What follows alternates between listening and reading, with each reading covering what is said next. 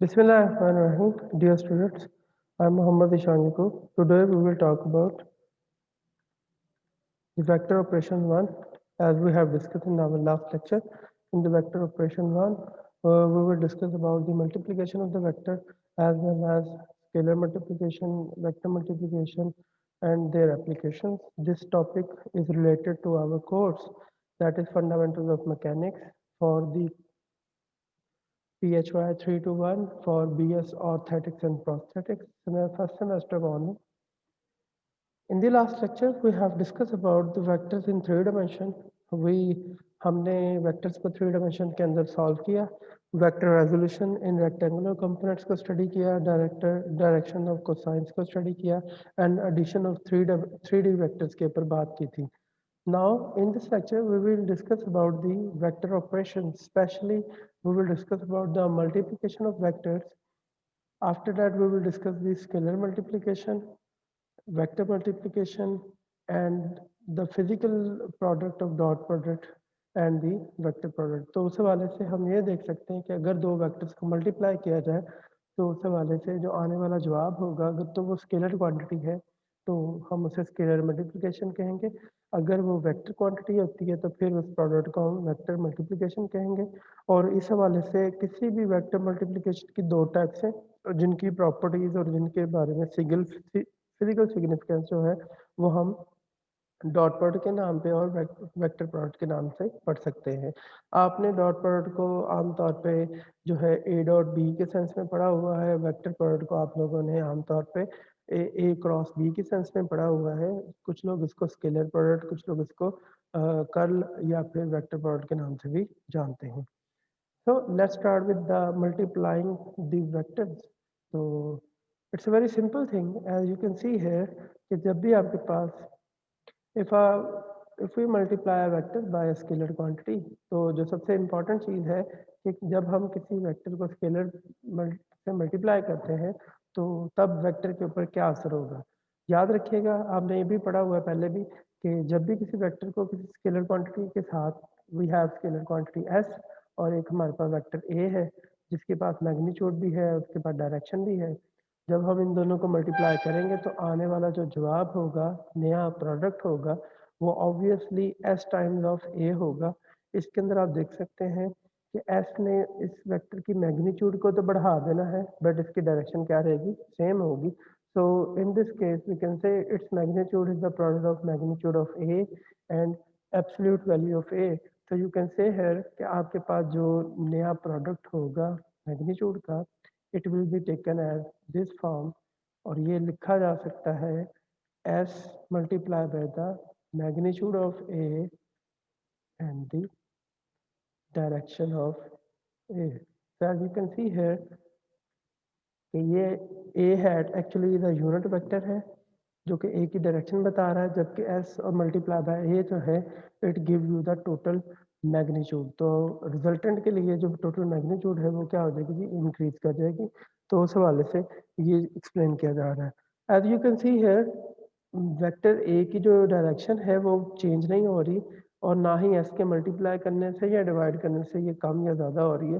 So you can see here its direction is the direction of A if S is positive, but if S is negative तो तब आपके पास क्या होगा जी, आपके पास जो डायरेक्शन है वो क्या हो जाएगी जी, रिवर्स हो जाएगी. तो यू कैन सी हियर ये वाला अगर एस नेगेटिव होता है तो मैग्नीट्यूड हमेशा पॉजिटिव रहती है, जबकि इसकी डायरेक्शन जो होगी वो क्या हो जाएगी, रिवर्स हो जाएगी. सो कोई भी स्केलर क्वांटिटी जो पॉजिटिव है तो उसकी डायरेक्शन पे कोई फर्क नहीं डलता. अगर वो नेगेटिव होती है तो वो पहले वाले वेक्टर की डायरेक्शन को रिवर्स कर देती है.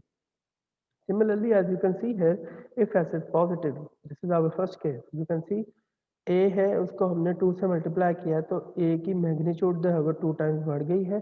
अब 2 जो है that is positive, so that's why वो a की डायरेक्शन में ही रहा है बट वो 2 टाइम्स हो चुका हुआ है.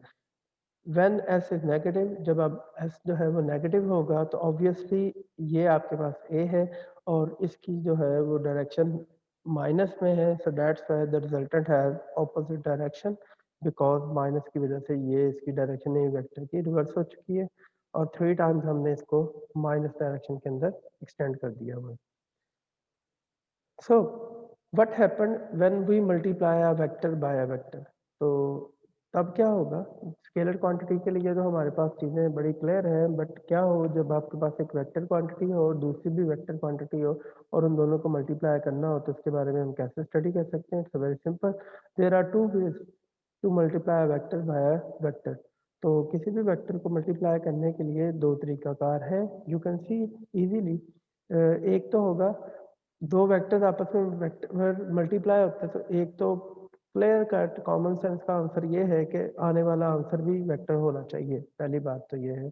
दूसरा ये है कि आपके पास अगर दो वेक्टर इस तरह से मल्टीप्लाई हो कि जो आने वाला आंसर है या प्रोडक्ट है वो स्केलर हो जाता है, तो इस तरह की मल्टीप्लिकेशन को हम स्केलर मल्टीप्लिकेशन कहेंगे। So the first way produce a scalar quantity and called a scalar product which is also known as dot product. आपने ये भी पढ़ा हुआ है कि पहला तरीकाकार तो ये है कि हम दो वेक्टर्स को ऐसे मल्टीप्लाई करें कि उनका जो आंसर हो it gives you a scalar quantity, and this type of product is known as scalar product.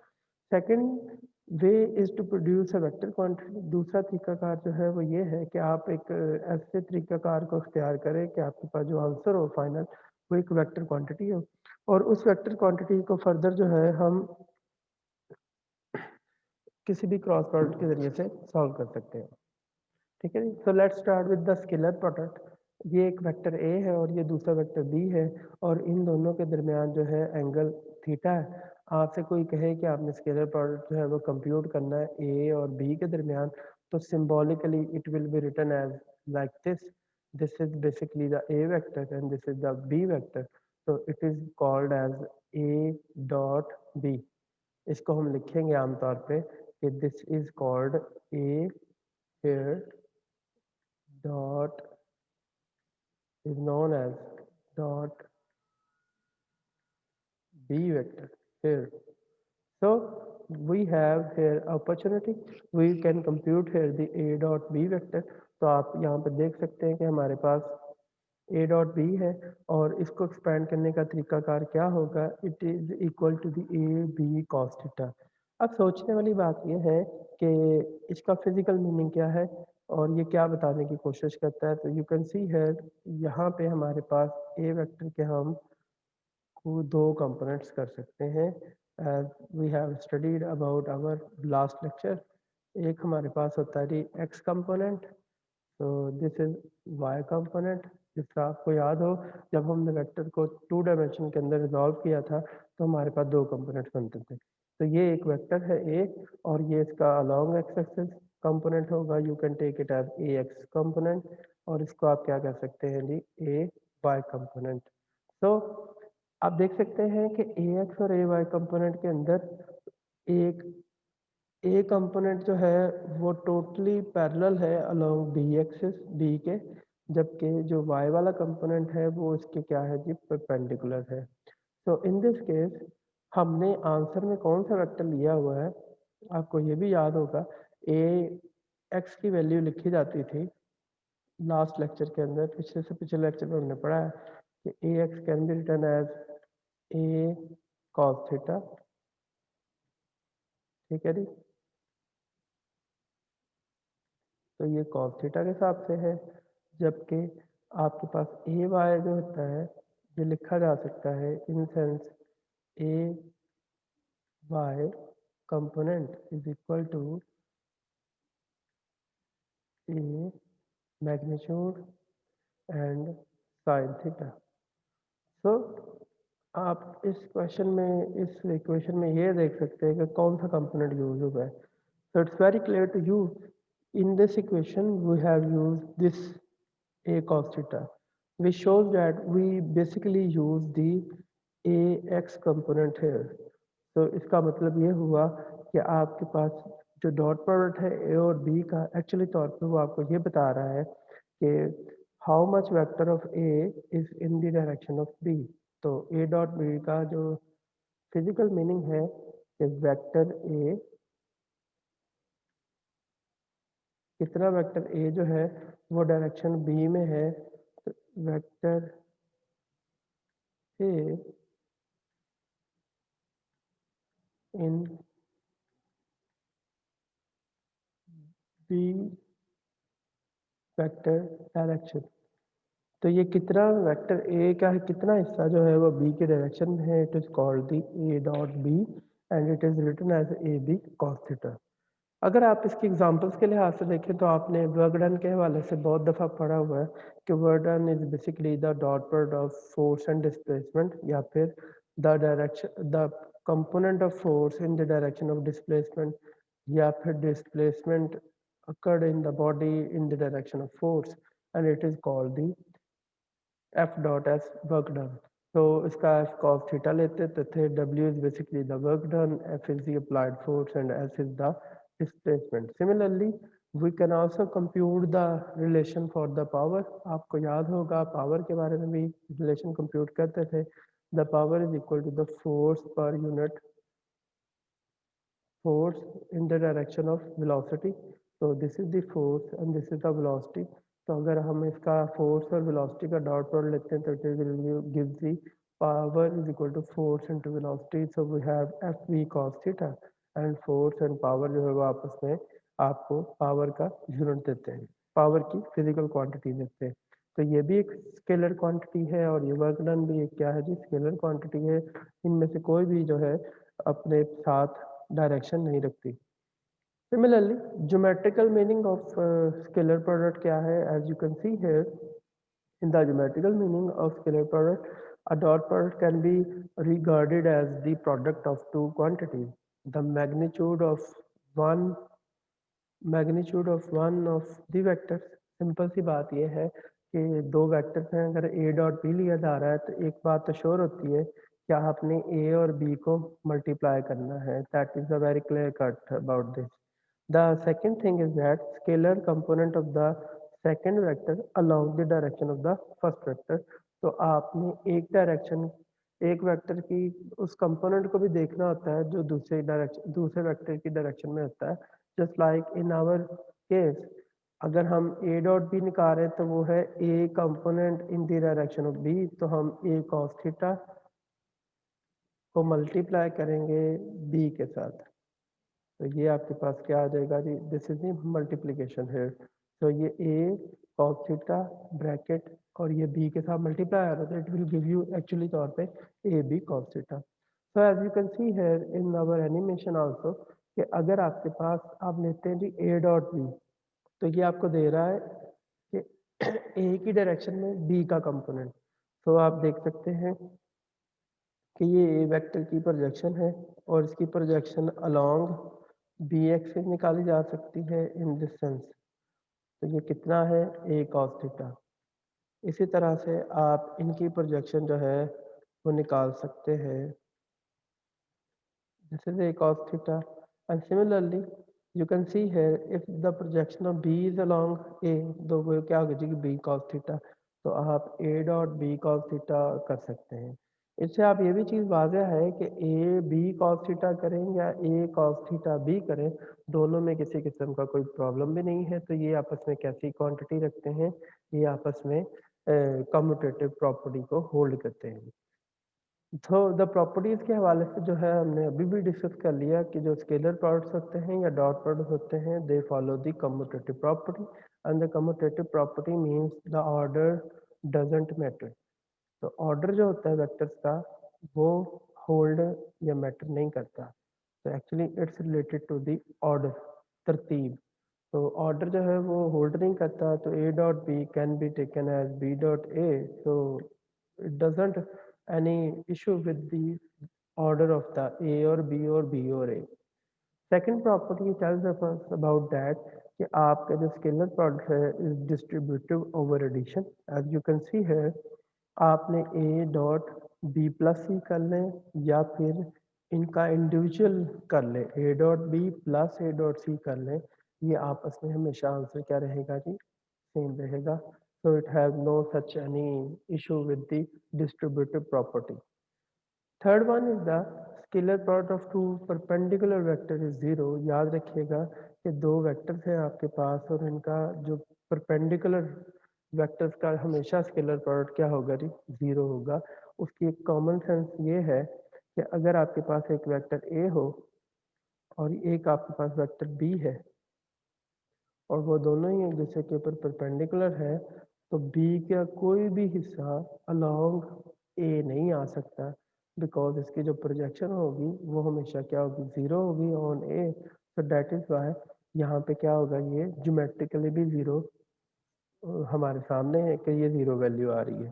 So A B अगर 90 डिग्री बनता है, तो अगर इसकी डेफिनेशन मैथमेटिकल डेफिनेशन के अंदर हम थीटा की वैल्यू 0 पुट करते हैं, 90 पुट करते हैं सॉरी, तो cos 90 जो है वो आपके पास क्या होता है जी, it gives you the zero value. तो cos 90 ज़ीरो होता है, तो इसी वजह से ए बी cos 90 होल क्या हो जाएगा जी, ज़ीरो हो जाएगा। So that's why we got the zero value है। Fourth property is dealing with the maximum value of the scalar product. याद रखिएगा, दो वेक्टर एक दूसरे के अगर पैरेलल होते हैं और वो आपस में एक दूसरे के साथ एंगल ज़ीरो बनाते हैं, तो वो उनका जो प्रोडक्ट होगा वो मैक्सिमम होगा। यू कैन सी है एक वेक्टर ए है और इसी तरह से मेरे पास एक दूसरा वेक्टर है जो कि ए है। मैं कलर चेंज कर देता हूँ जी। तो this is the B vector है और वो दोनों एक दूसरे के क्या है, पैरेलल है।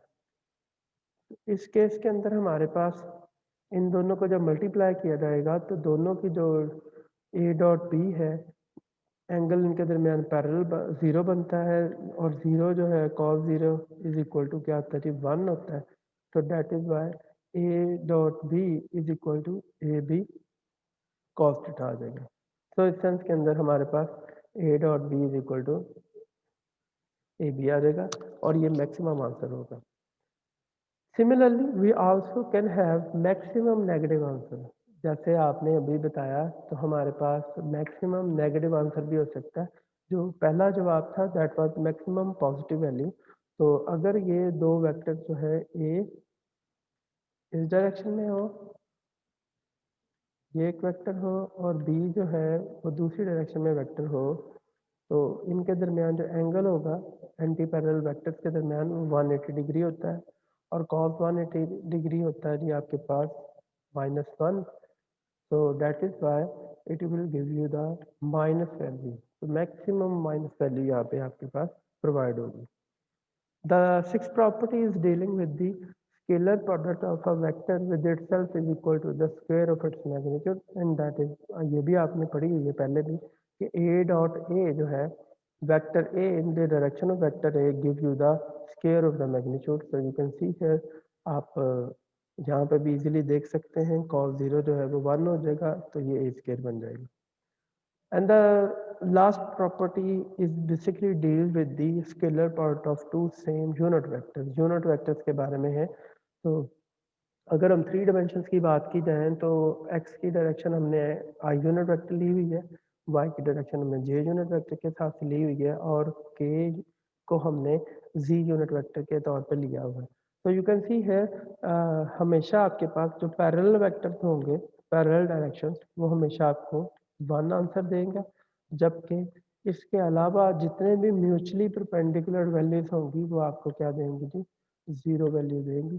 तो उस हवाले से जो है आपके पास ये वैल्यू 0 आएगी। तो I dot I, J dot J and के डॉट के will give you the one value while the other values give you the zero value से। तो इस हवाले से हमारे पास जो है ये इसकी प्रॉपर्टीज होल्ड कर सकती हैं। Now the next issue is कि आप किस तरह कैपेबल हो सकते हैं कि इन सबको अंडरस्टैंड कर सकें और पढ़ सकें कि कौन सी चीज़ किस तरह से हम मैनेज की जा सकती है और किस तरह से हम स्टडी कर सकते हैं। तो it's a very basic and simple method, और वो ये है कि आपके पास suppose you have a three dimensional vector A, आपके पास एक वेक्टर ए है जी and you have a vector B, और आप इन दोनों को सॉल्व करना चाहते हैं और इनका डॉट प्रोडक्ट कंप्यूट करना चाहते हैं और देखना चाहते हैं कि इनका अगर स्केलर प्रोडक्ट लिया जाए तो आंसर क्या आता है।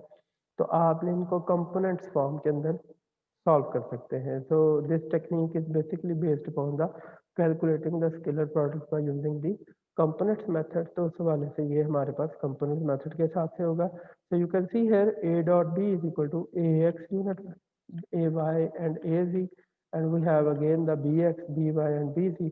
हम इन दोनों का डॉट प्रोडक्ट लेना चाहते हैं, तो यहाँ पे तीन कंपोनेंट और ये तीन कंपोनेंट, तो ये आपस में मिलके टोटल 9 टर्म्स बना रहे हैं। यू कैन सी है फर्स्ट टर्म है इसी तरह आपके पास सेकंड, उसी तरह आपके पास third, fourth, fifth, sixth and seventh. तो ये सारी की सारी मिलके आपस में बना सकते हैं। अगर आप फोकस करें तो हमने इस वाले हिस्से के अंदर क्या किया हुआ है कि हमने ए डॉट इस पूरे वेक्टर को ले लिया हुआ है, फिर हमने बी डॉट कंप्लीट वेक्टर लिया हुआ है बी वी एक्स के साथ, फिर हमने A V dot B x Y D के हिसाब से इसको ले लिया। हमने इनको तीनों को एक्सपेंड किया तो हमारे पास टोटल 9 टर्म्स बनती हैं। इनमें सबसे कॉमन एक्सेस वाले जो वैल्यूज है वो एक्स एक्स है, वाई वाई है और जी जी है। प्रॉपर्टी नंबर 7 जो है वो हमें बता रही है कि ये इसके अलावा जितनी भी टर्म्स हैं वो क्या हो जानी है, जीरो। ये भी टर्म जीरो हो जाती है, ये भी टर्म जीरो हो जाती है, सॉल्व किए बगैर ही आप बता सकते हैं। ये टर्म भी जीरो है, ये टर्म भी जीरो है, so this will be zero, this will be also equal to zero. The only remaining terms are the a x axis, a y y and a z z. So we got the final answer that a dot b in a component form can be taken as a x x, a y y and a z z. तो उस वाले से हमारे पास ये values बनाई जा सकती है। So the next part of the our discussion is the vector product. तो जिस तरह हमने स्केलर प्रोडक्ट की बात की है उसी तरह हमारे पास जो है वो वेक्टर प्रोडक्ट है। वेक्टर प्रोडक्ट के अंदर भी क्या है, ए क्रॉस बी जो है vector can be define as A B sine theta into n unit vector. Actually this is the n unit vector. तो हमने ये इस हिसाब से जो है वो सॉल्व करने की कोशिश की है। तो ये आपके पास क्या है जी, एन यूनिट वेक्टर के हिसाब से है। तो A cross B is equal to A B sine n unit vector, जो कि आपको नया एक वेक्टर सी दे रहा है। और ये किस तरह से एक्सप्लेन होता है, अगेन आइए देखते हैं। लास्ट टाइम तो ये था कि ये आपका परपेंडिकुलर कंपोनेंट था ए वाला, और ये वाला आपके पास क्या है जी, हॉरिजॉन्टल कंपोनेंट था। हमने लास्ट वाले प्रोडक्ट के अंदर हॉरिजॉन्टल कंपोनेंट यूज़ किया है, जबकि आज वाले कंपोनेंट के अंदर हम उसका वर्टिकल कंपोनेंट यूज़ कर रहे हैं। इस वजह से हमारे पास यहाँ पे क्या आ रहा है आंसर के अंदर, ए साइन थीटा आएगा, क्योंकि ये इसके वर्टिकल कंपोनेंट के हिसाब से सॉल्व किया जा रहा है। So we have simple way out, वो ये है कि आपका अगर ए क्रॉस बी है तो actually A cross B give you the, actually तौर पे it's give you the rotation. तो अगर आप गौर करें तो ये फिगर भी आपको यही समझाने की कोशिश कर रही है, तो विजुलाइज करवाना चाह रही है कि आप जब ए क्रॉस बी कंप्यूट करते हैं तो एक्चुअली तौर पे हम रोटेशन स्टडी करते हैं। Vector A is rotating along the vector B. तो जो ओवरऑल आपके पास यू कैन से आपके पास फाइनल वेक्टर डेवलप होता है, it's basically becomes the C vector है। So this is the product of the A cross B. ये किस तरह से फाइंड आउट किया जा सकता है इस वेक्टर को, क्योंकि इसको फाइंड आउट करने का कौन सा मेथड है, that is a question, and this question is answered by the right hand rule. So you can curl your fingers, और ये जो है ये ए वेक्टर होता है और आपने अपनी फिंगर्स को कर्ल करना होता है अलोंग दी बी डायरेक्शन। तो ये आपके पास इसकी रोटेशन बनाता है, और ये वाला जो है आपके पास सी वेक्टर है जो इसके ऊपर फाइनल जो है वो वैल्यू को बनाता है। So this is the A cross B. These are the examples. ये बहुत एक फेमस एग्जांपल है जिसके अंदर हम ये बात कर सकते हैं। एज यू कैन सी है दिस इज द टॉर्क, जो कि इम्पॉर्टेंट है बिकॉज आपकी स्टडी के अंदर, बिकॉज आपने जहाँ पे हिप जॉइंट और इस तरह के लेग के और के हैंड्स की रिप्लेसमेंट करनी है बाय सम सिंथेटिक इंस्ट्रूमेंट्स और सम सिंथेटिक जो है वो पार्ट्स के हिसाब से, तो द मोस्ट इम्पॉर्टेंट जो है दैट इज द रोटेशन। ज़्यादातर हमारी बॉडी के अंदर जितने भी जॉइंट्स काम कर रहे हैं बेसिकली वो टर्निंग इफेक्ट से काम करते हैं। तो जैसा कि हम चलते हैं तो वो भी एक टर्निंग इफेक्ट है, एंगुलर मोमेंटम है हमारी बॉडी का, वो भी हमारे चलने के अंदर जो है वो बहुत ज़्यादा फिजिकली इन्वॉल्व है। हमारी बॉडी के हिप बोन से लेके तो हमारी लेग जो है वो एक मूवमेंट आर्म का किरदार अदा करती है। हमारा मोशन, हमारा मैस वो मोमेंटम बन जाता है। तो overall we gain some angular momentum similarly. और ये जो रोटेशन है इनको स्टडी करने के लिए हम इसका टॉर्क को स्टडी करते हैं। सो दैट्स व्हाई हमें टॉर्क के बारे में और एंगुलर मोमेंटम के बारे में पता होना चाहिए। the torque is turning effect, it's basically the r cross f sin theta and unit vector है. Similarly जो एंगुलर मोमेंटम है वो R P sine theta and unit vector है. तो उस हवाले से हमारे पास टॉर्क पोजीशन और टी टॉ जो है वो टॉर्क को रिप्रेजेंट कर रहा है. यहाँ पे इस फार्मूले के अंदर आर जो है वो पोजीशन को रिप्रेजेंट कर रहा है और एफ जो है it's representing the force air. Similarly in this phase this L stands for the angular momentum, it's a vector quantity.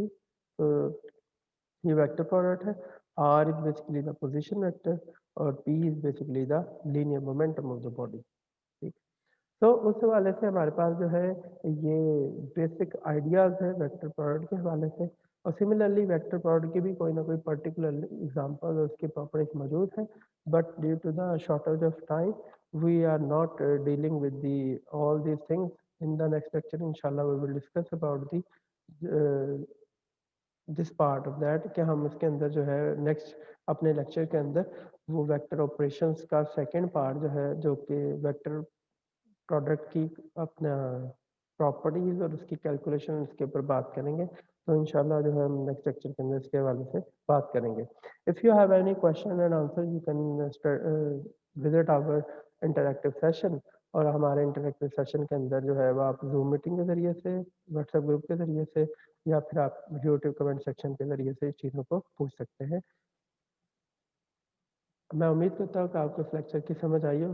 फिर भी अगर कोई क्वेश्चन है तो आप पूछ सकते हैं हमारे इंटरैक्टिव सेशन के अंदर. Thank you.